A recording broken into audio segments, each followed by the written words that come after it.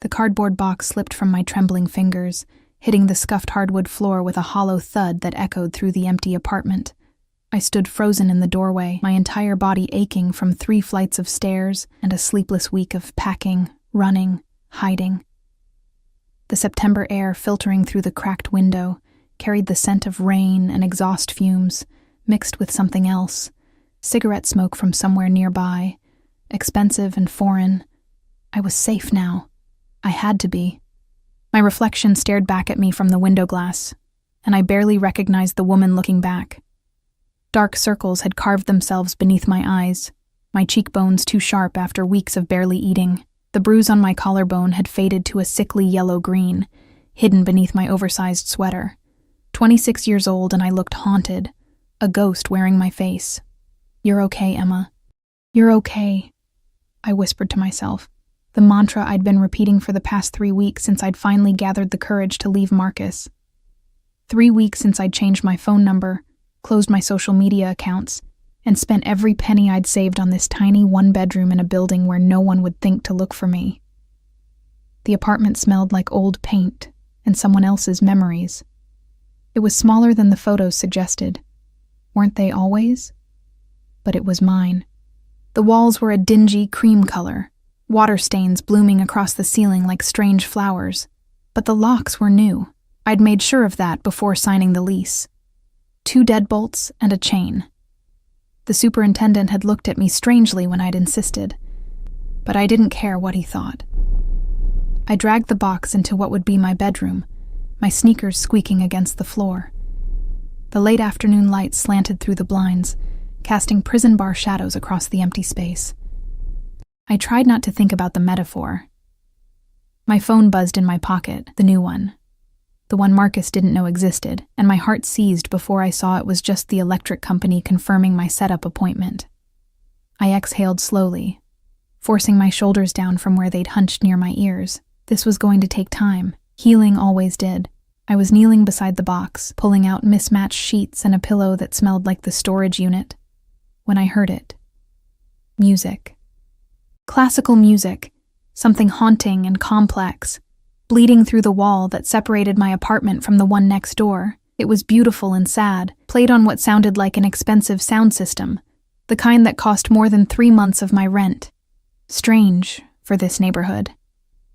This building was supposed to be full of students and struggling artists, people like me who were just trying to survive, but that music spoke of wealth, of a life I couldn't even imagine. I pressed my palm against the wall, feeling the subtle vibration of the bass notes. For a moment, I let myself get lost in it, let it drown out the constant anxiety thrumming through my veins. Then it stopped. The silence that followed felt loaded, expectant. I pulled my hand back as if the wall had burned me. "Stop being paranoid," I muttered, returning to my unpacking. "It's just a neighbor who likes classical music." But my hands were shaking again as I made up my bed with the old sheets. As I hung my meager collection of clothes in the closet, everything I owned fit into 4 boxes. Marcus had kept everything else, the furniture, the dishes, the life we'd built together. Or rather, the life he'd built around me. A cage disguised as love. By the time darkness fell, I'd managed to create something resembling a home. My mattress on the floor, a lamp I'd found at a thrift store, my books stacked against the wall like a paper fortress. It wasn't much, but it was mine. My stomach growled, reminding me I hadn't eaten since the gas station coffee and stale donut this morning. I'd seen a small grocery store 2 blocks away when I'd driven in. I could make it there and back before it got too late. I grabbed my jacket and my keys, checking the locks 3 times before I left. The hallway was dimly lit, one of the fluorescent bulbs flickering with an electric buzz that set my teeth on edge. I walked quickly toward the stairs, my footsteps the only sound. Then I heard the door open behind me. I didn't mean to look. I should have kept walking, should have minded my own business, but something made me glance back over my shoulder. The man who emerged from the apartment next to mine didn't belong here. That was my first thought, immediate and certain. He belonged in magazines, in movies, in places where velvet ropes kept out ordinary people, tall, easily over 6 feet, with dark hair swept back from a face that could have been carved from marble, all sharp angles and cruel beauty. He wore a suit that I instinctively knew cost more than my car, charcoal gray with a subtle pinstripe, the fabric moving like water over his broad shoulders, but it was his eyes that stopped my breath. Dark, almost black in the hallway's poor lighting, and fixed directly on me with an intensity that felt physical, predatory, like he was cataloging every detail, filing me away for future reference. "Buonasera," he said, his voice a low rumble with an accent that curled around the Italian words like smoke. "Good evening," I should have responded, should have nodded politely and continued on my way. Instead, I stood frozen, a deer caught in headlights, every instinct screaming danger, even as my brain tried to rationalize that he was just a neighbor, just a man. 2 other men appeared behind him, both built like brick walls in dark suits, their hands clasped in front of them in a stance I recognized from too many movies. Security. Bodyguards. What kind of person needed bodyguards in a building like this? My voice came out as barely a whisper. I cleared my throat, took a step back. "Good evening." His lips curved into something that might have been a smile on someone else, but on him looked like a promise of things I couldn't name. Dangerous things. "You are new." It wasn't a question. "The apartment next to mine. Yes, I just moved in today." Why was I telling him this? Why couldn't I look away from those eyes? He took a step toward me, and I instinctively retreated until my back hit the wall. The hallway suddenly felt impossibly small, the air thick and hard to breathe. He smelled like expensive cologne and something else. Gunpowder, maybe. Or was I imagining it? My heart hammered against my ribs. "Welcome to the building," he said, each word deliberate and weighted. "I am Dante Salvatore." He extended his hand, and I stared at it like it might bite. His fingers were long, elegant, a silver ring on his right hand catching the flickering light, some kind of family crest, intricate and old. I knew I should take his hand, knew that refusing would be rude, would draw attention, would mark me as strange. My palm slid into his, and his fingers closed around mine with a gentleness that contradicted everything else about him. His skin was warm, calloused in unexpected places. A working man's hands in a rich man's suit. "Emma," I breathed. "Emma." Thompson. The lie came automatically. I'd practiced it 100 times. My mother's maiden name, a fresh start. Emma. The way he said my name felt like a caress and a claim all at once. He held my hand a moment too long, his thumb brushing across my knuckles in a gesture that sent electricity racing up my arm.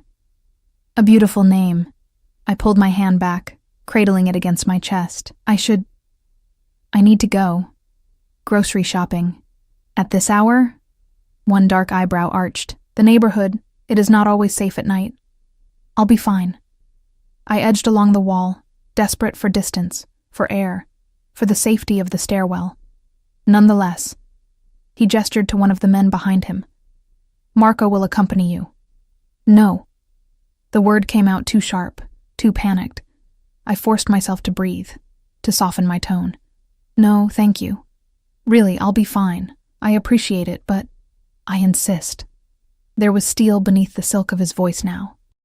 This was a man who didn't hear the word no often, maybe ever.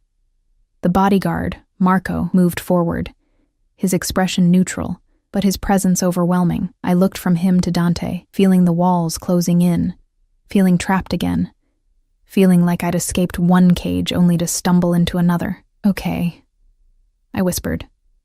Because what else could I say? "Thank you." Dante's smile returned, warmer now, pleased. "Prego.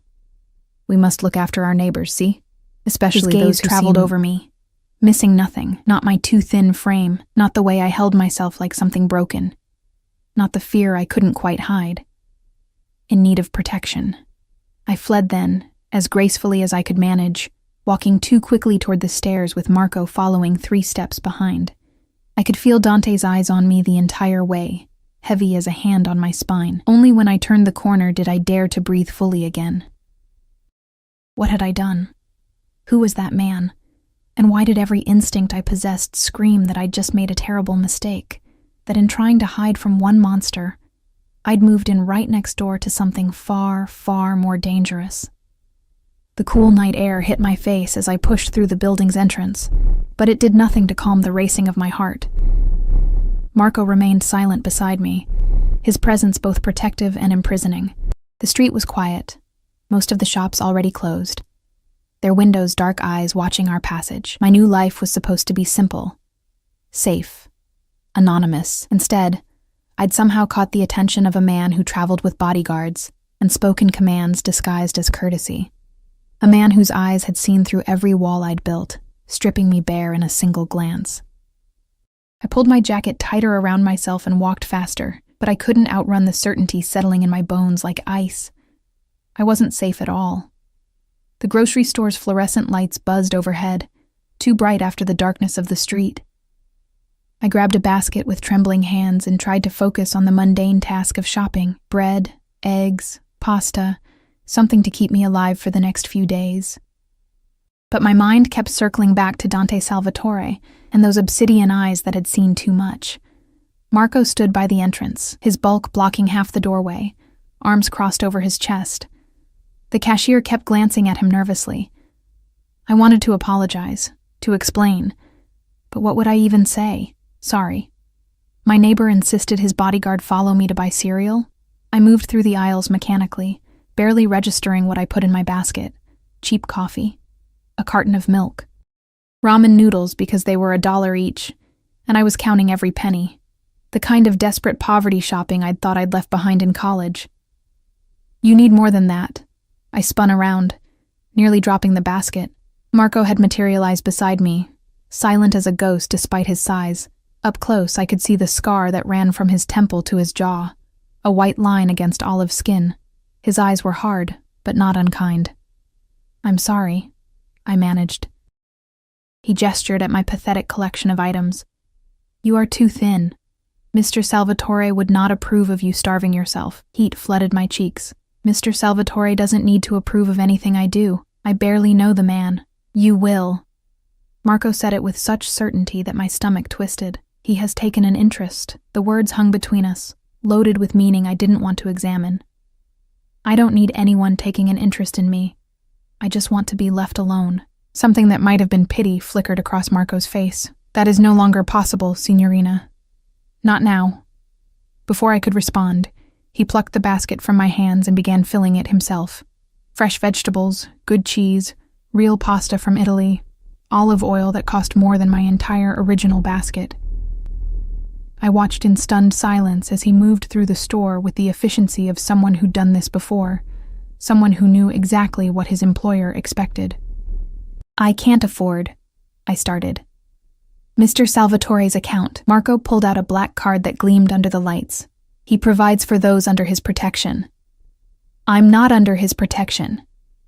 My voice rose, drawing stares from the few other shoppers. I lowered it to a harsh whisper. "I don't even know him. We met in a hallway 5 minutes ago. This is insane." Marco's expression didn't change. "You moved into the apartment next to his. You are now his responsibility. This is how it works." "That's not how anything works." But even as I protested, he was walking toward the checkout, my meager groceries mixed with his expensive additions. The cashier rang everything up with shaking hands, her eyes darting between Marco's scarred face and the black card. I stood there, helpless and furious, and underneath it all, terrified.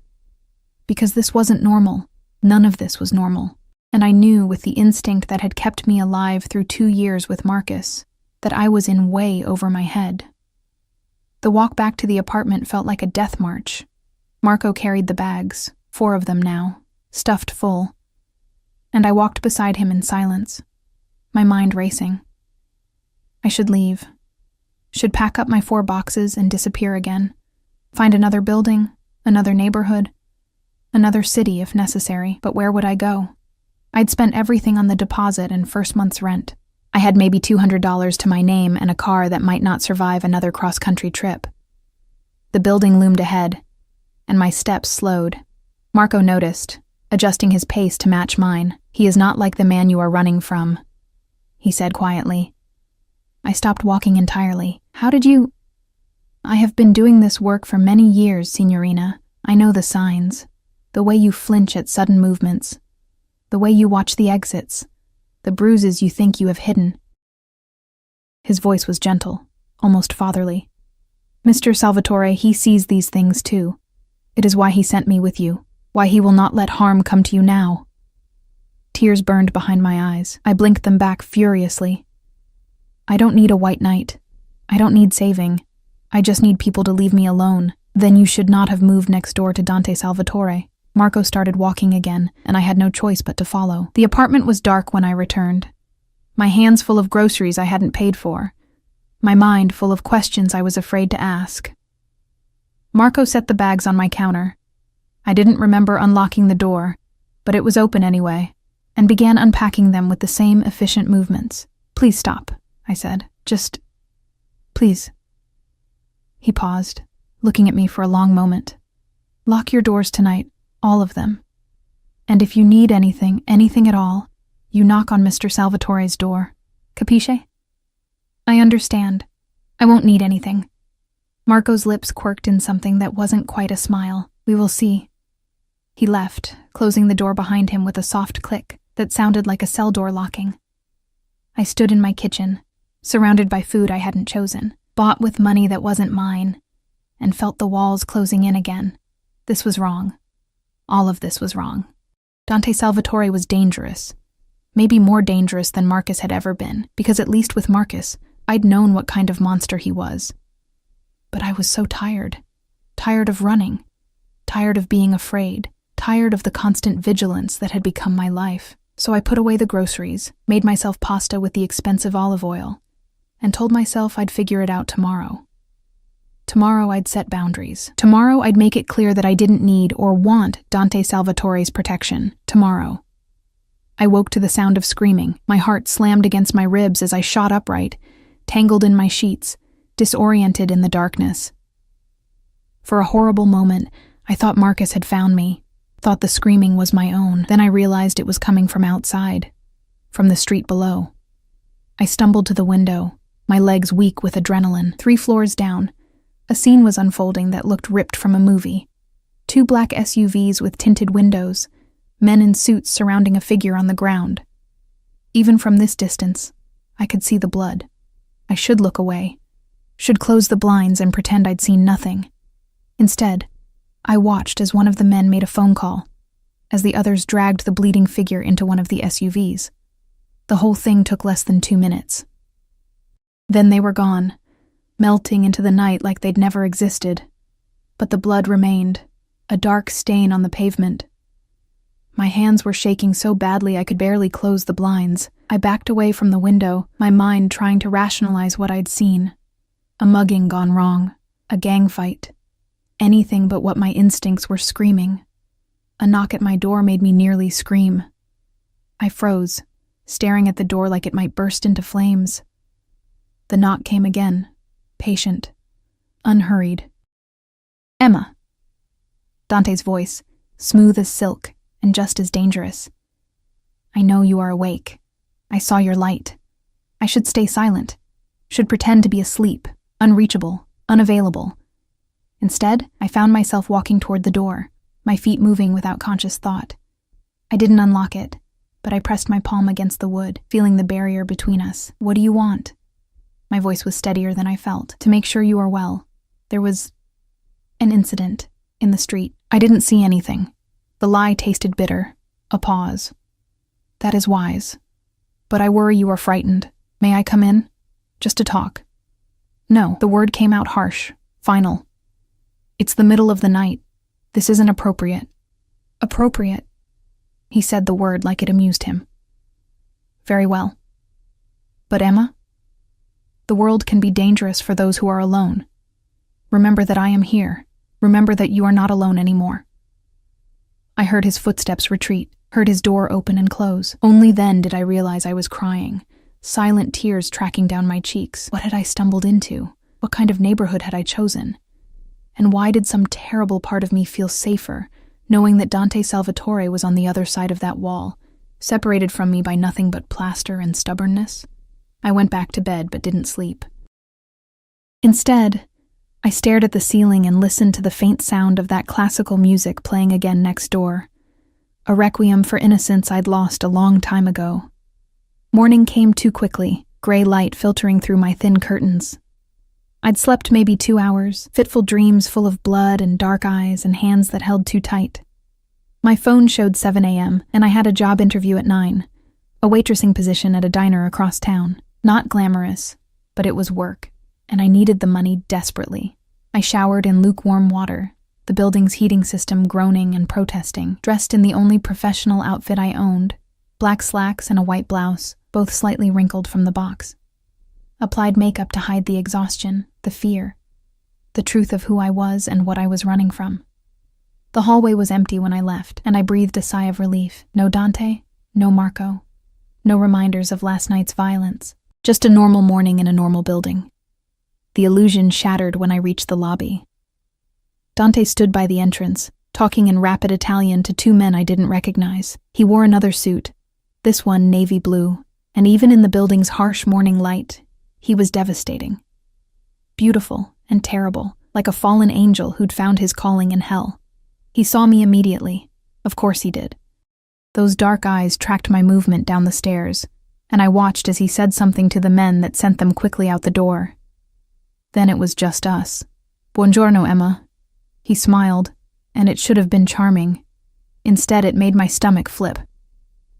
"You are going somewhere?" I clutched my purse tighter. "Job interview." "Ah." He moved closer, and I forced myself to stand my ground. "You do not need to work. I can provide—" "No." I cut him off, more sharply than I intended. "I don't need or want your money, Mr. Salvatore. I can take care of myself." His eyes narrowed slightly, the smile fading. "Can you?" He gestured toward the street, where the blood stain from last night had been scrubbed away, leaving only clean pavement. "This neighborhood, it is not always safe for a woman alone, especially one who attracts attention." "I don't attract attention. I try very hard not to, and yet." He reached out, his fingers brushing my cheek so gently I barely felt it. I jerked back and his hand fell. "You have attracted mine. I didn't ask for it." "No," he agreed. "But you have it nonetheless. Tell me, Emma Thompson." The way he said my fake name told me he knew it was false. "Where is this interview?" I shouldn't tell him. Shouldn't give him any information about my life, my plans, my existence. "The Silver Spoon Diner, on 5th Street. He pulled out his phone, typed something quickly. "I know the owner. I will make a call. Please don't." A panic rose in my throat. I need to do this myself. I need to prove that I can... Can what? His voice softened, and somehow that was worse than his commands. Can survive? Can rebuild? Can run forever from whatever it is you are fleeing? He stepped closer, and this time I had nowhere to retreat. "I am offering you protection, Emma. Safety. A life where you do not have to look over your shoulder every moment." "In exchange for what?" I whispered. "Nothing is free. I've learned that lesson." His expression darkened. "In exchange for nothing. You are under my protection now, that is all." "I don't understand. Why? You don't know me." "No," he said quietly, "but I will." A car horn honked outside, a sleek black Mercedes with Marco at the wheel. Dante's hand settled on the small of my back, gentle but inexorable, guiding me toward the door. "What are you doing?" I tried to pull away. "Taking you to your interview. You will be late if you take the bus." "I have a car, which I noticed is missing a brake light and has a tire that is dangerously low. Marco will drive you. He will wait. He will bring you home safely." I wanted to protest, wanted to assert my independence, my autonomy, my right to make my own choices. But his hand on my back was warm, and I was so tired of being cold, so tired of fighting every battle alone. "Just this once," I heard myself say. Dante's smile was triumphant, of course. Just this once. But we both knew it was a lie. There would be a next time, and a time after that, until suddenly I wouldn't remember what it felt like to move through the world without Dante Salvatore's shadow falling across my path. Marco opened the car door, and I slid into leather seats that probably cost more than my yearly salary. Dante leaned in, his face inches from mine, his breath warm against my ear.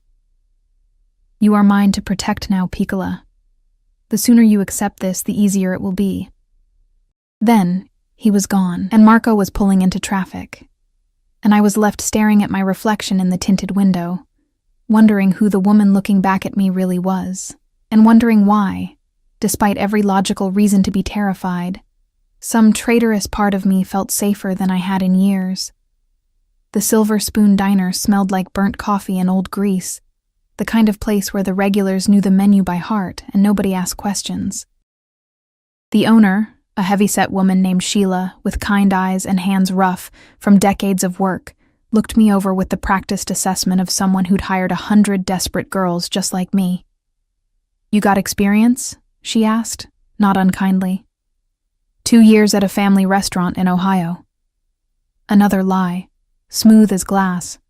I'd actually worked there for 4 years, but Emma Thompson couldn't have the same work history as Emma Richardson. Sheila nodded, making notes on a stained clipboard. References? I don't have any. The truth, for once. I had to leave my last job suddenly. Family emergency. She looked up, and I saw the recognition in her eyes. She'd seen women like me before, women running from something, reinventing themselves in truck stop diners and all-night cafes, women who needed second chances and didn't ask for pity. Can you start tomorrow? Relief flooded through me so intensely I felt dizzy. Yes, absolutely. Thank you so much. The diner's bell chimed as the door opened.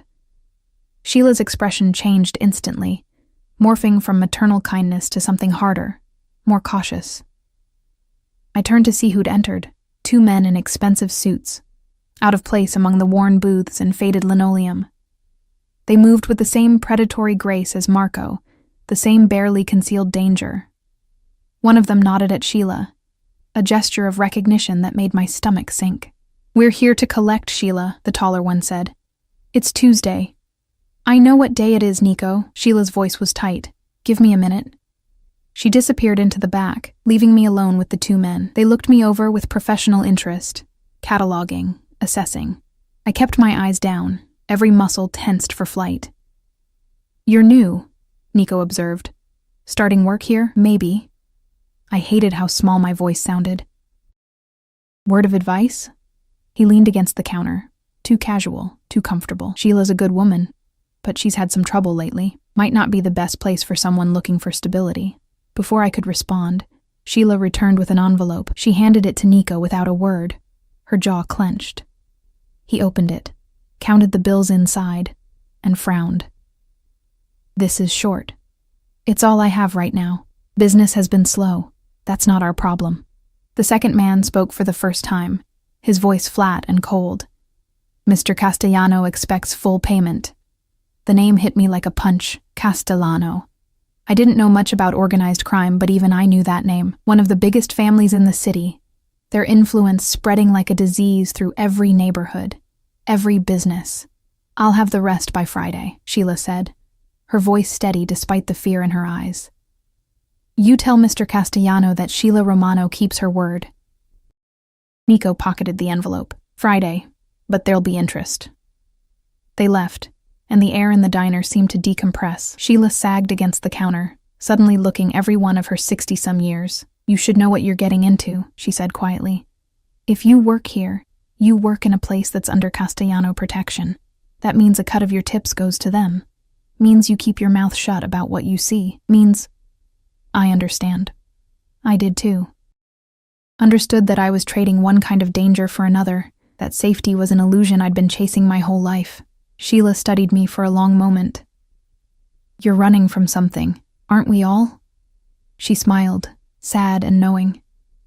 Yeah, I guess we are. Be here at 6 tomorrow morning. And Emma? Whatever you're running from, I hope it's worth it. So did I. Marco was waiting outside, leaning against the Mercedes like he had all the time in the world. He straightened when he saw me, reading something in my expression that made his own soften fractionally. You got the job. I did. I climbed into the car, the leather seats already familiar. How did you know? You are smiling. It is small, but it is there. He pulled into traffic with the smooth competence of someone who'd driven these streets 1,000 times. Mr. Salvatore will be pleased. Does he need to know everything about my life? He will know anyway. Better you tell him yourself. I stared out the window, watching the city slide past. Those men who came into the diner, Nico and his friend. They work for someone named Castellano. Marco's hands tightened on the wheel, just slightly. You should not concern yourself with such things. Kind of hard not to when they're collecting protection money from my new employer. All businesses in this city pay for protection. It is the way things work. And who does Dante pay? The question came out before I could stop it. Marco's laugh was short and sharp. Mr. Salvatore does not pay. Others pay him. The implication settled over me like a shroud. I'd suspected, of course. The bodyguards, the expensive suits, the way people reacted to his name, but suspecting and knowing were different things. I couldn't say the words. He is a man of influence, Marco said carefully. A man who protects what is his. And you, Signorina, are under his protection now, which means the Castellanos cannot touch you. Cannot touch your employer either, once word spreads. I don't want to be the reason Sheila gets caught in some kind of territorial dispute. Then you should have chosen a different diner. But what is done is done. He glanced at me in the rearview mirror. Mr. Salvatore does not give his protection lightly. It is a gift. You should learn to accept it. But gifts always came with strings attached. I'd learned that with Marcus, the jewelry that came with demands, the flowers that came with apologies for bruises, the promises that came with cages. We pulled up to the building, and my stomach clenched when I saw Dante standing on the steps, phone pressed to his ear. He was speaking Italian, his voice low and dangerous, and the man on the other end of the line was clearly getting an earful. When he saw the car, his expression shifted, the anger smoothing into something warmer. He ended the call and opened my door himself before Marco could. How did it go? I got the job. I stepped past him, trying to maintain distance, but he fell into step beside me. I start tomorrow. The silver spoon. It wasn't a question. Of course he knew. That is Castellano territory. So I gathered.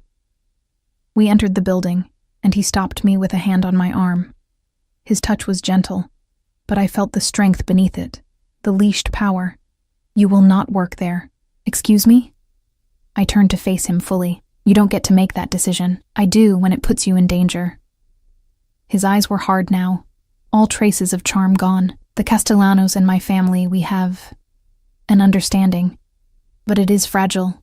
You working in one of their establishments complicates things. Then I'll uncomplicate them. I need this job, Dante. I need to work, to earn my own money, to feel like I have some control over my life. I can give you work.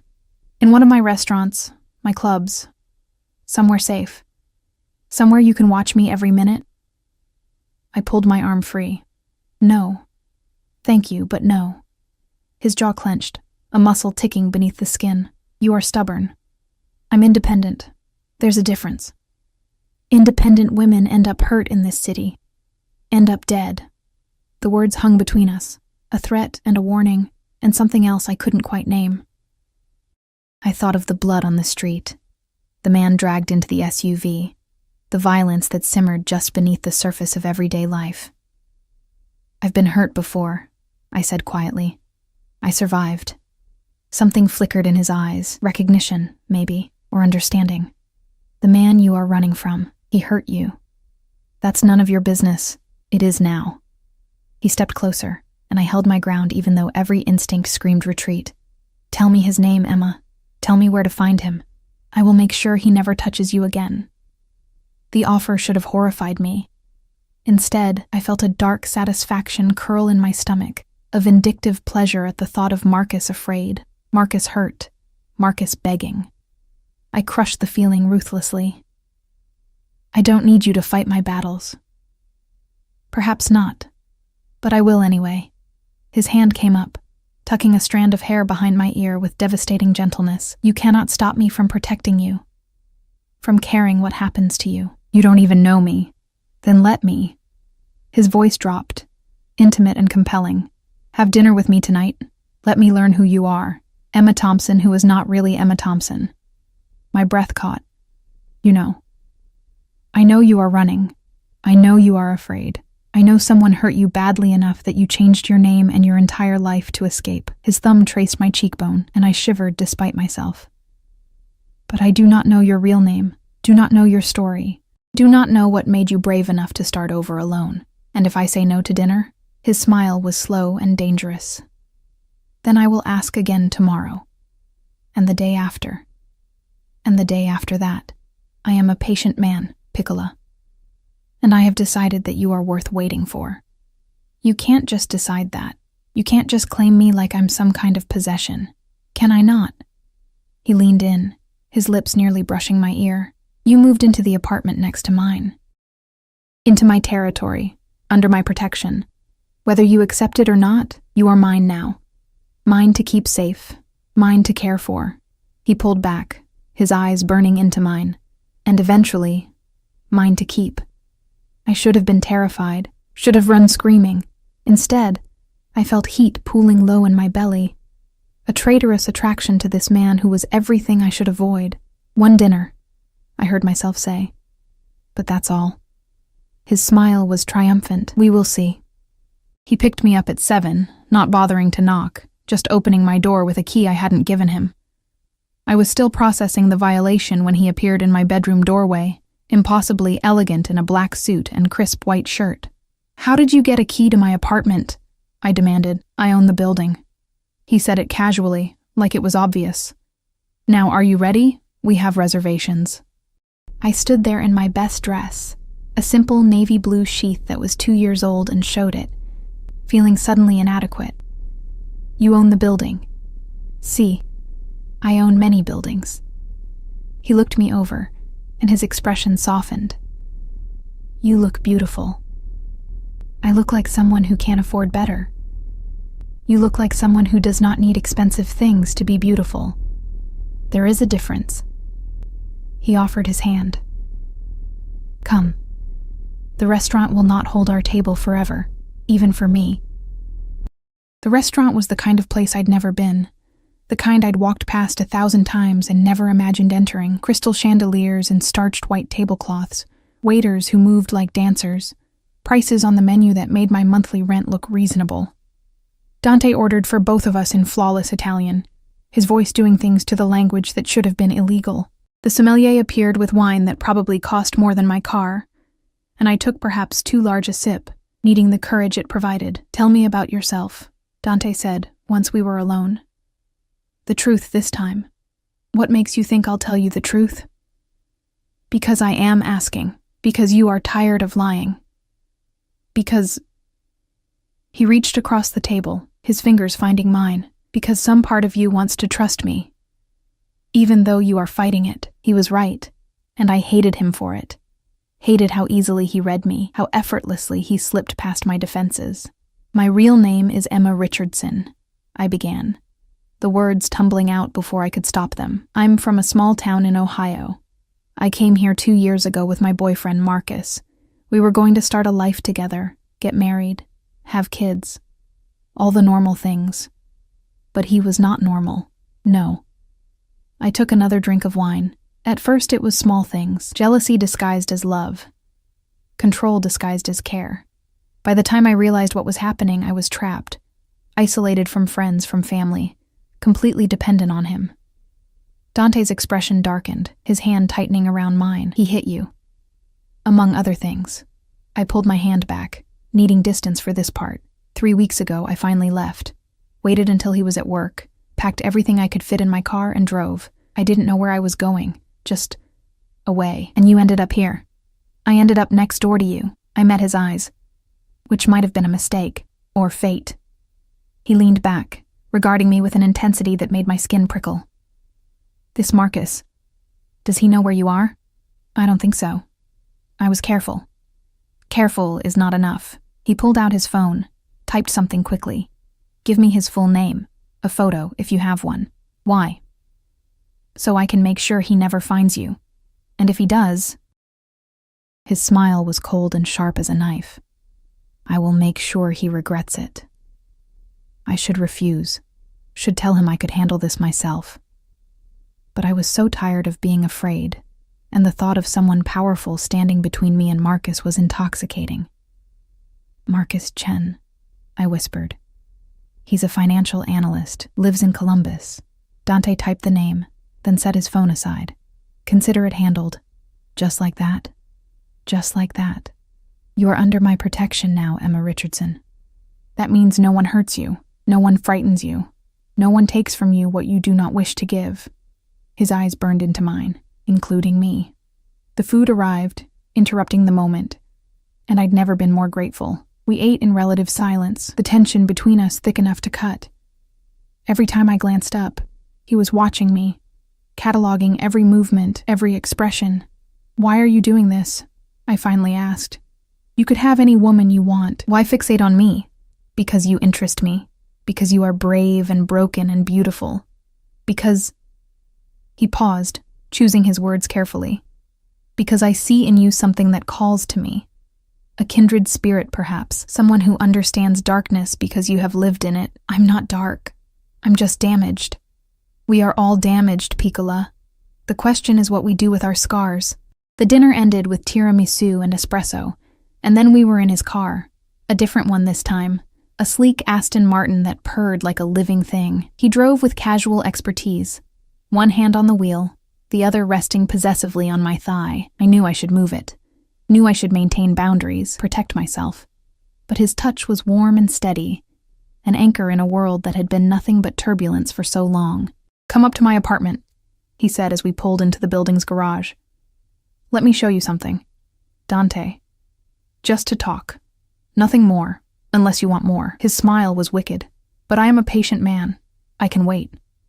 Against my better judgment, I followed him.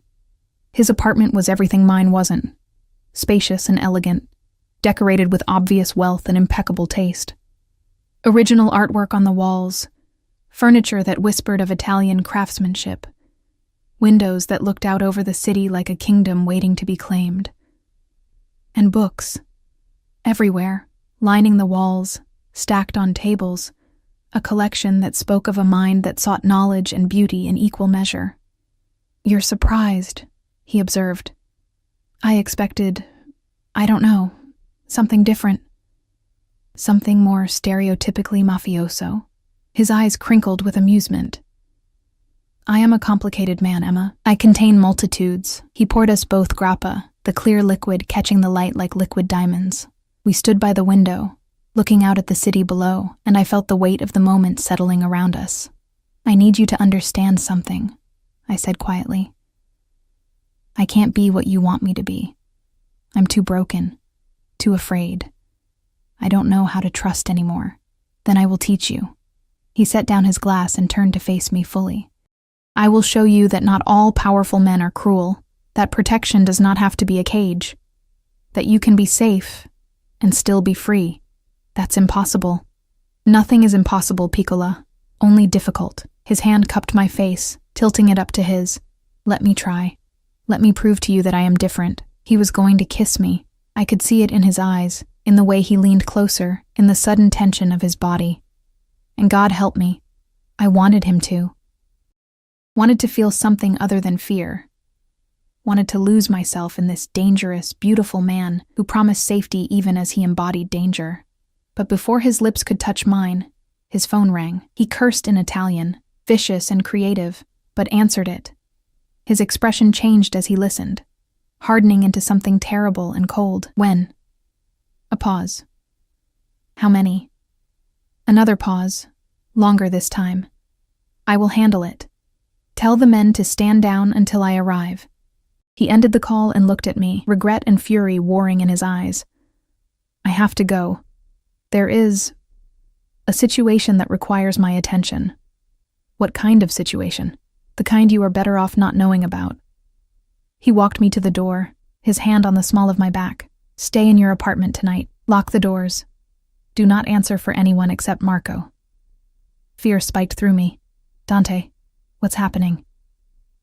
Nothing you need to worry about. I am handling it. At my door, he paused. This thing between us, Emma, it is just beginning. And I promise you, I will make you see that you are safe with me. That you can trust me. Then he was gone, and I was left alone with my racing heart and the taste of what might have been on my lips. I locked my door, all 3 locks, and tried to tell myself I was relieved that nothing had happened. But the lie tasted bitter, and sleep was a long time coming. The screaming woke me at 3 a.m. Not from the street this time, from next door. A woman's voice, high and panicked, then Dante's, low and furious. The sound of something shattering, more screaming. I sat up in bed, my heart pounding, every muscle tensed. This wasn't my business. Whatever was happening in Dante's apartment had nothing to do with me. I should stay here, safe behind my locked door, and pretend I heard nothing. But the woman screamed again, and my feet were moving before I could think better of it. I unlocked my door and stepped into the hallway. Dante's door stood open, light spilling out into the darkness. Shadows moved inside, people arguing, fighting maybe. Marco appeared in the doorway, his face grim. "Signorina, you should not be here." "What's happening? Is someone hurt?" Before he could answer, a woman stumbled out of the apartment. She was young, maybe my age, with dark hair tangled around her face and mascara running down her cheeks. Her dress was expensive but disheveled, one strap hanging off her shoulder. She looked at me with wild eyes. "You," she spat. "You're the new one, the replacement." "I don't know what you're—" "Giulia, basta!" Dante's voice cracked like a whip. He appeared behind her, his shirt untucked, hair mussed, looking more dangerous than I'd ever seen him. "Enough. You are embarrassing yourself." "Embarrassing myself?" Giulia laughed, the sound breaking on a sob. "You replaced me with her, with some nobody, some American trash you found God knows where." "I did not replace you because you were never mine to begin with." His voice was ice. "We had an arrangement. You knew the terms. You chose to break them. I loved you." She whirled to face him, her hands balled into fists. "I gave you everything, and you gave me what I paid for." The cruelty in his words made me flinch. "Nothing more. Now you will leave, or Marco will escort you out. Choose." Giulia's face crumpled. She looked at me again, and I saw genuine pain beneath the anger.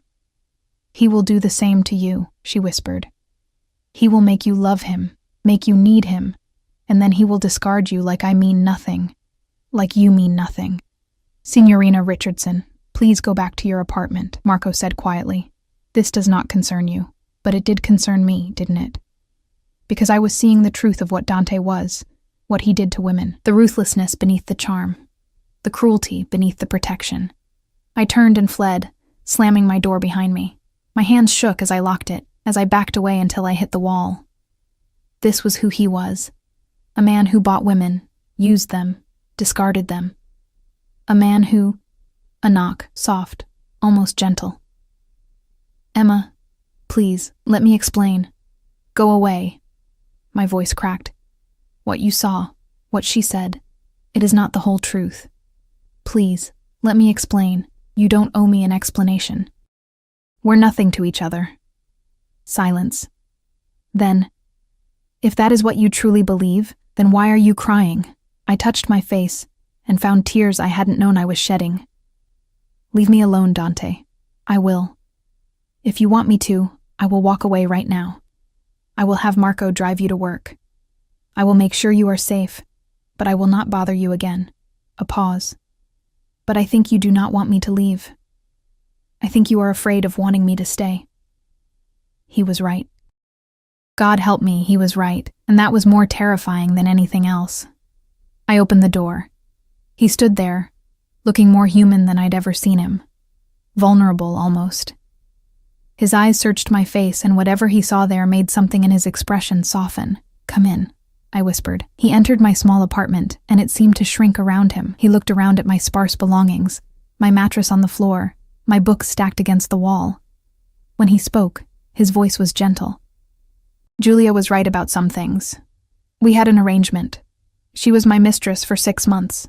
I paid for her apartment, her clothes, her lifestyle. In return, she provided companionship when I needed it." He turned to face me. "But I never promised her love, never promised her anything beyond what we agreed to. And when I discovered she was passing information about me to the Castellanos, the arrangement ended." "She was spying on you?" "Si. For money. I think, though I do not know for certain. It does not matter now. He stepped closer, and I let him. But you should know. What I feel for you, it is not the same. You are not an arrangement, not a transaction. You are... What? I breathed. What am I to you? I do not know yet, but I want to find out. His hand cupped my face, his thumb wiping away the tears still tracking down my cheeks. Give me a chance, Emma. Let me prove that I can be what you need. I don't even know what I need anymore. Then we will discover it together. He kissed me then, and it wasn't at all what I expected. It was gentle, almost reverent, asking rather than taking. His lips moved against mine with a tenderness that broke something open inside my chest.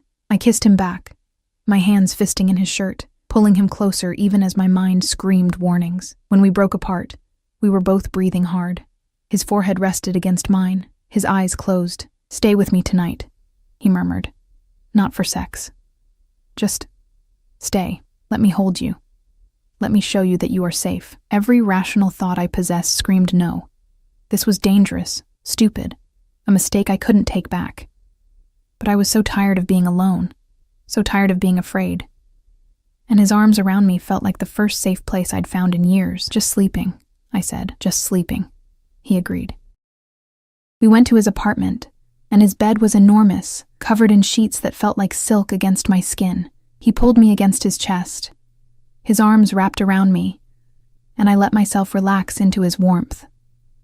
Outside, the city hummed with life and danger, but here, in this moment, I felt protected. Tell me about your family, I whispered into the darkness. His arms tightened fractionally. My family is complicated, my father. He built our empire with blood and fear. My brother, he is more ruthless than I will ever be. My mother. His voice softened. She died when I was 12. Cancer. My father never recovered. I'm sorry. It was a long time ago, but it taught me that life is fragile, that we must take what happiness we can when we can. His lips brushed my hair. You make me want things I have not wanted in a very long time, Emma. Things like peace, like simplicity, like waking up next to someone who sees me as a man, not as a monster or a meal ticket. I do see the monster, though, I said quietly. I saw what you did to Julia, the coldness. Yes, that is part of who I am. I cannot deny it. His hand stroked my hair, soothing. But it is not all of who I am. With you, I want to be better, gentler, more human. People don't change, no. But they can choose which parts of themselves to feed. He turned me in his arms until I faced him, his eyes serious in the dim light. I am choosing to feed the part that wants to protect you, to care for you, to make you happy. And the other parts, the violent parts, the cruel parts, those I will save for your enemies, for anyone who tries to hurt you. His smile was dark. See, everyone benefits. I should have been horrified. Instead, I felt a dark satisfaction curl through me at the thought of him unleashing that violence on Marcus, on anyone who'd ever made me feel small and afraid. What was happening to me? Who was I becoming in this man's orbit? But I was too tired to examine it tonight, too tired to fight the feeling of safety his arms provided, so I closed my eyes and let sleep take me, wrapped in the embrace of a man who was both my salvation and my damnation. I woke to sunlight and the smell of coffee. For a moment, I couldn't remember where I was. Then it came rushing back. Dante, his bed, the promises we'd made in the darkness. I sat up, clutching the sheets to my chest, and found him standing by the window, already dressed in another perfect suit, phone pressed to his ear. He was speaking Italian again, his voice hard and clipped. When he saw me awake, his expression softened instantly. I will call you back, he said into the phone, then ended the call. Buongiorno, Bella. Did you sleep well? Better than I have in weeks. The admission felt dangerous. He crossed to the bed, sitting on the edge, his hand finding mine. I had Marco pick up breakfast. There is coffee, pastries, fresh fruit, whatever you wish. I have to work. I start at the diner today at 6. His jaw tightened. I still do not like you working in Castellano territory, and I still don't care what you like. I softened the words with a small smile. This is important to me, Dante. I need to do this myself. He studied me for a long moment. Very well. But you will let Marco drive you there and back. And you will call me if anything at all, makes you uncomfortable. Agreed? Agreed. Bene. He stood, pulling me up with him. Now come, eat. You are too thin, and I intend to remedy that. We ate breakfast in his kitchen, which was bigger than my entire apartment. And I tried not to feel overwhelmed by the casual wealth on display. Everything was top of the line, from the espresso machine that probably cost more than my car, to the fresh flowers in crystal vases. What do? I asked. I mean, I know you're involved in certain things, but what exactly? I own legitimate businesses, restaurants, clubs, a construction company, real estate, obviously. He sipped his espresso. These provide the foundation. The other things. He shrugged. Protection, mainly. People pay for safety, for the assurance that their businesses will not be bothered, their families will not be harmed. That's extortion. It is business. And yes, sometimes the line blurs. He set down his cup. But I am not my father, Emma. I do not hurt innocents. I do not deal in drugs or human trafficking. I have rules, lines I will not cross. And the man in the street 2 nights ago? The blood? His expression darkened. He betrayed us, sold information to a rival family. His death was necessary. The casual way he said it sent chills down my spine. You killed him. I did not personally pull the trigger, but yes, his death was ordered by me.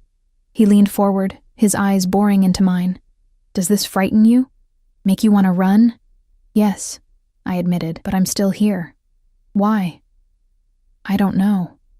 The truth felt like failure. Maybe because I'm tired of running. Maybe because despite everything, I feel safer with you than I have anywhere else.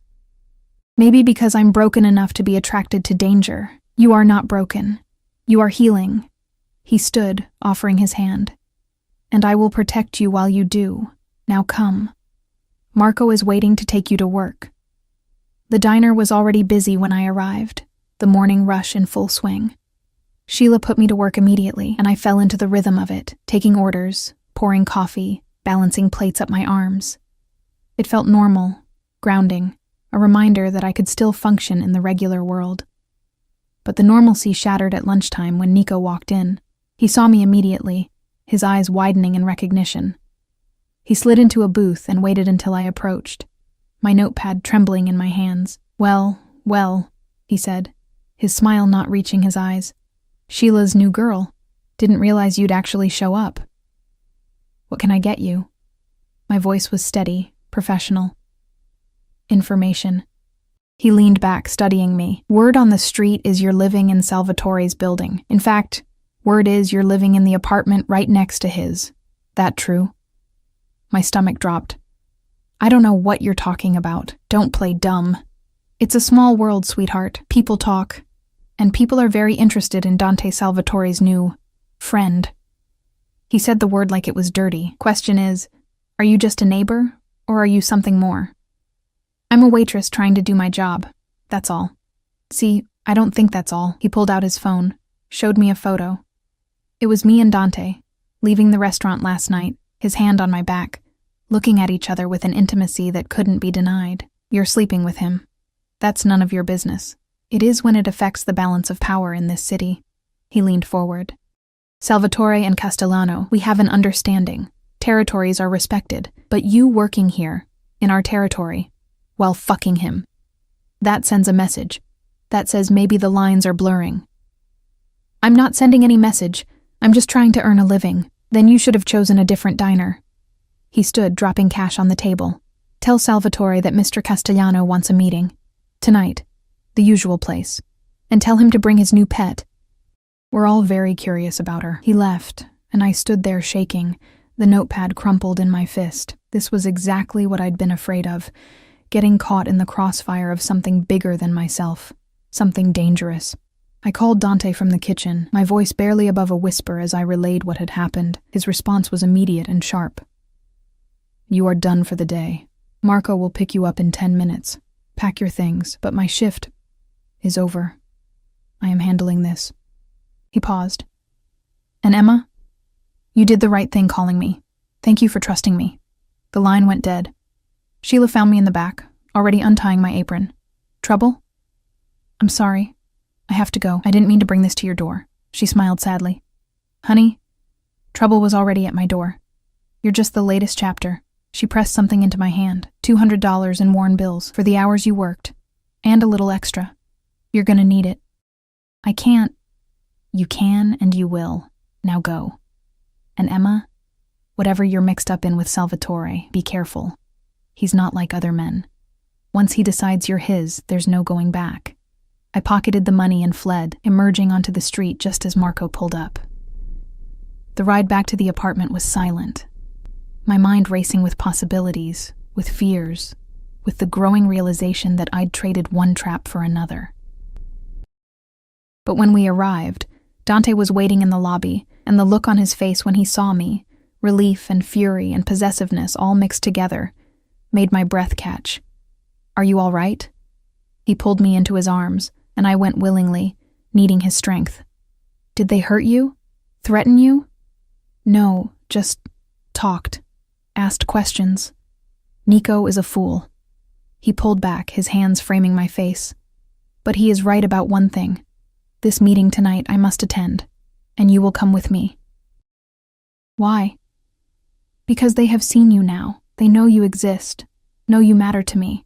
If I leave you behind, they will see it as weakness, as shame, as if I am trying to hide you. His eyes burned into mine. But I will never hide you, Emma. You are mine. And I will show the world that I protect what is mine. I don't want to go to some mob meeting, I know. But you must. And I swear to you, I will keep you safe. No one will touch you. No one will harm you. His lips brushed my forehead. Trust me, Piccola. Just this once. Trust me. And God help me. I did. Blocko 5. The meeting was held in a warehouse on the outskirts of the city, the kind of place where screams wouldn't carry and blood could be hosed off concrete floors. I sat in the back of Dante's car, dressed in a simple black dress he'd had delivered to my apartment. Expensive, elegant, armor disguised as clothing. My hands wouldn't stop shaking. Breathe, Piccola, Dante said from beside me, his hand covering mine. They will not harm you. I would burn this city to the ground before I let that happen. That's not as comforting as you think it is. His lips quirked. Perhaps not, but it is the truth. Marco pulled into the warehouse, and I saw the other cars already there. Black SUVs, expensive sedans, vehicles that screamed money and power. Men in suits stood guard, their hands resting casually near concealed weapons. This was real. This was the world Dante lived in. The world I'd stumbled into by accident, or maybe not accident, maybe fate, like he'd said. Dante helped me from the car, his hand firm on my lower back as we walked inside. The warehouse had been cleared except for a long table in the center, chairs arranged on either side like a perverse negotiation. On one side sat Dante's men, Marco and others I didn't recognize. On the other sat men I assumed were Castellanos. And at the head of the table sat the man himself. Salvatore Castellano was older than Dante, maybe 60, with silver hair and a face that had once been handsome, but was now carved hard by years of violence. His eyes were cold as they tracked our approach, lingering on me with an assessment that made my skin crawl. Salvatore, Dante said, his voice cordial but with an edge of steel. Thank you for agreeing to meet, Dante. Castellano's voice was rough, a smoker's rasp. I see you brought the girl. Good. I was curious. Emma is under my protection. She is not part of our business discussions. No? Castellano smiled, showing too many teeth. Then why is she working in one of my establishments? Why is she living in your building, sleeping in your bed? Seems to me she's very much part of our business. Dante's hand tightened on my back, a warning to stay quiet. Emma needed work. She found employment on her own. This does not affect our arrangement, doesn't it? Castellano leaned back, pulling out a cigar. See, I hear things, Dante. I hear your father is not well. I hear your brother is getting ambitious, wanting to expand into territories that belong to others. I hear you're distracted, focused on a woman instead of business. He lit the cigar, the smoke curling up toward the ceiling. Makes me wonder if our arrangement still serves my interests. Our arrangement has served both our interests for 5 years. Nothing has changed. Everything has changed. Castellano gestured at me. This girl. What is she to you? A distraction? A weakness? Or something more? She is mine, Dante said simply. That is all you need to know. Is she worth dying for? The question hung in the air like the smoke. I felt Dante's entire body tense beside me, felt the men around us shift, hands moving toward weapons. This could spiral into violence in seconds, and I would be caught in the middle. Emma is worth whatever price I choose to pay, Dante said quietly. But it will not come to that. We are reasonable men. We can reach an understanding, can we? Castellano stood, and I realized he was shorter than Dante but somehow more menacing. He walked around the table, stopping directly in front of me. What do you say, girl? Are you worth dying for? My voice came out as a whisper. I cleared my throat, forced strength into it. I don't want anyone to die for me. I just want to live my life in peace. Peace. He laughed, the sound devoid of humor. There's no peace in this life, girl. Only power, and the illusion of safety it provides. He looked at Dante. Your father understood this. He built an empire on that understanding. But you're soft, sentimental, dangerous qualities in our world. My father is dying, Dante said flatly. Within months, I will lead the family. And when I do, I will remember this conversation. I will remember who stood with me and who questioned my strength. The threat was clear. Castellano heard it, considered it, then nodded slowly. Very well. The girl can work wherever she wants. But she wears your protection publicly, a ring maybe. Something that makes it clear she's yours. That way there's no confusion, no questions about territories or loyalties. Done. Dante's response was immediate. And you owe me a favor. To be called in when I choose. Dante hesitated. A favor from one mob boss to another could mean anything. Murder, betrayal, war. But he looked at me, at the fear I couldn't hide, and his expression softened. Agreed. Within reason. Within reason, Castellano echoed, amused. You are soft, but we have a deal. He extended his hand, and Dante shook it, sealing whatever pact they'd just made. We left quickly after that, and I didn't breathe properly until we were back in the car, the warehouse disappearing behind us. A ring? I said finally. You promised him you'd give me a ring. An engagement ring, yes, or something close enough to send the message. He pulled a small velvet box from his pocket, and my heart stopped. I had this made for you today. After what happened at the diner, I knew it would come to this. He opened the box, and the ring inside was beautiful. A simple platinum band with a single diamond, elegant and understated, not ostentatious, not a claim of ownership, but a promise of protection. I cannot ask you to marry me. Not yet. We barely know each other, and you are still healing from the man who hurt you. His voice was gentle, but I can ask you to wear this, to let me protect you publicly, to give me the right to stand between you and anyone who would harm you. This is insane. We met 3 days ago, and yet here we are. He took my hand, his thumb brushing over my knuckles. I am not asking for your love, Emma. Not asking for your trust, though I hope to earn it. I am asking for time, for the chance to show you who I am, what I can offer, for permission to keep you safe while you decide if we are something worth pursuing. I looked at the ring, at his face, at the sincerity in his dark eyes. This was crazy, reckless, everything I'd sworn to avoid after Marcus. But it was also the first time in years I'd felt truly safe. The first time someone had asked what I wanted instead of taking it.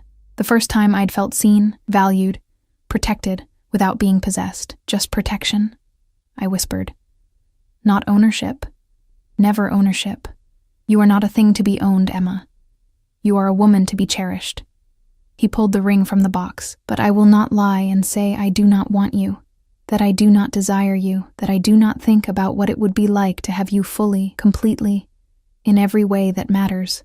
Heat pooled low in my belly at his words, at the promise in his eyes. And if I wear this, What does it mean? It means you are under my protection. It means anyone who harms you answers to me. It means... He paused, searching for words. It means you are mine to protect, and I am yours to trust, if you choose to. I held out my hand, and he slid the ring onto my finger. It fit perfectly, of course, like it was made for me, like this was always meant to happen. I'm scared, I admitted. I know. But I will prove to you that this fear is not necessary, that I am not him. That love, when it comes, does not have to hurt. You're talking about love already? I am Italian. His smile was genuine, warm. We do not know how to do anything halfway. The weeks that followed were a study in contradictions. Dante was possessive but never controlling, protective but never suffocating. He gave me space when I needed it, and held me when I didn't know I needed holding. He taught me about his world, the careful balance of power, the unspoken rules, the cost of safety in a city built on violence. And slowly, carefully, I began to trust him. I stopped working at the diner after Sheila sold it, to Dante, though he claimed it was just good business. He set me up with a job at one of his restaurants instead, managing the books, using the accounting degree I'd never told him about, but he'd somehow discovered. The work was legitimate, the pay was good, and I was surrounded by people who knew I was under Dante's protection. No one touched me. No one even looked at me wrong. Marcus tried to find me twice. The first time, Dante's men intercepted him at the city limits and sent him back to Ohio with a broken nose and a clear message. The second time, Dante himself paid Marcus a visit. He never told me exactly what happened in that conversation, but Marcus never tried again. And the nightmares that had plagued me for months finally began to fade. 3 months after I'd moved into that apartment, fleeing one monster and finding another, Dante took me back to the warehouse, but this time, it was empty except for us. Why are we here? I asked, my voice echoing in the cavernous space.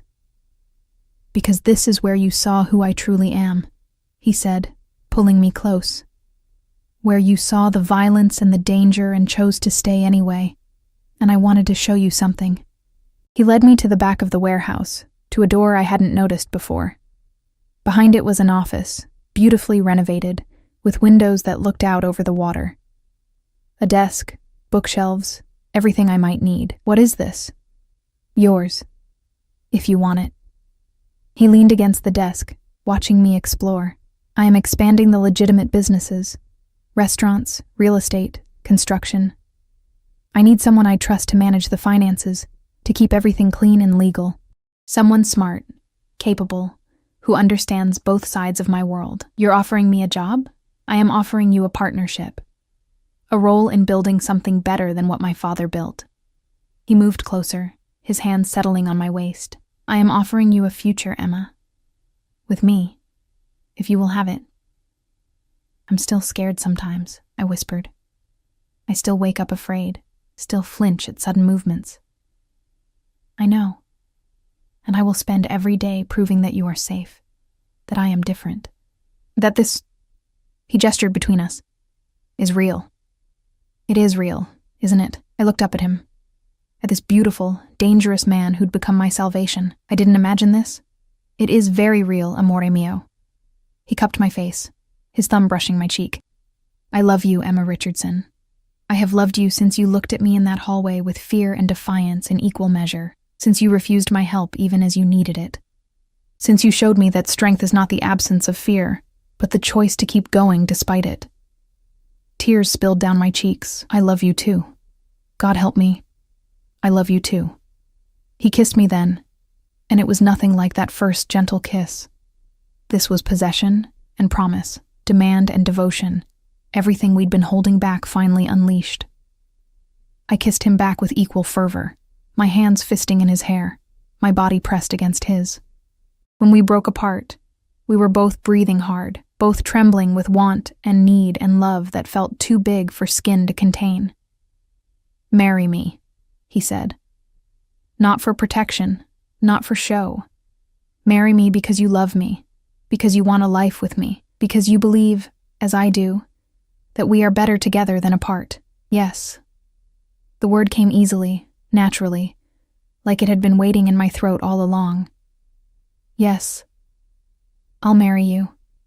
He kissed me again, softer this time. "I will spend the rest of my life making sure you never regret this choice." "I know you will." 6 months later, I stood in a small church surrounded by flowers and candles and people who had become family. Dante waited at the altar in a perfectly tailored suit, his eyes bright with unshed tears as I walked toward him. Marco gave me away, his scarred face gentle as he placed my hand in Dante's. "Take care of her, boss," he murmured. "She is good for you." "I know," Dante said, his eyes never leaving mine. "She is everything." The ceremony was simple, the vows traditional, but the promises we made were anything but. We vowed to protect each other, to build a life together, to face the darkness as a united front. We vowed to choose love over fear, trust over doubt, healing over hiding. And when the priest pronounced us married, when Dante kissed me with a tenderness that made the assembled crowd gasp, I knew I had finally found what I'd been running toward all along. Not safety from the world, but safety with someone who understood that the world was dangerous and loved me anyway. Someone who saw my scars and my strength and wanted both. Someone who made me feel powerful instead of powerless, protected instead of possessed. The reception was held at Dante's, our favorite restaurant, the one where he'd first taken me to dinner. We danced under twinkling lights, surrounded by people who wished us well, and for the first time in my life, I felt genuinely happy. "What are you thinking?" Dante murmured against my ear as we swayed to the music. "That I moved into that apartment to hide from a monster and found a man instead," I said. "That sometimes the scariest thing we can do is stop running and let ourselves be found." "And are you glad you were found?" I looked up at him, at this complicated, dangerous, beautiful man who'd become my everything. Every single day, he spun me in his arms, and I laughed, the sound pure and unguarded. Around us, the city hummed with the same violence and danger it always had. But here, in Dante's arms, wearing his ring and his name and his love, I was finally, truly safe. Not because the world had changed, but because I had. Because I'd learned that love doesn't have to hurt, that protection doesn't have to be a cage, that strength comes in many forms, including the strength to trust again. We left the reception early, sneaking away like teenagers, his hand in mine as we walked to the car. The night was cool and clear, stars visible despite the city lights. "Where are we going?" I asked. "Home," he said simply. "To start our life together. Home." Not the apartment where I'd hidden, not the warehouse where I'd faced his world, but the penthouse he'd bought for us, a space that was ours, built on love instead of fear. As we drove through the city streets, I thought about the woman I'd been 3 days after moving into that apartment, terrified, broken, alone, and the woman I was now, loved, protected, whole. The journey between those two women had been terrifying and beautiful and absolutely worth it. Because sometimes, when you stop running from your past, you run straight into your future. And sometimes, that future is holding out its hand, offering protection and love, and a chance to build something beautiful from the ashes of what was. I took that hand, I took that chance, and I never looked back.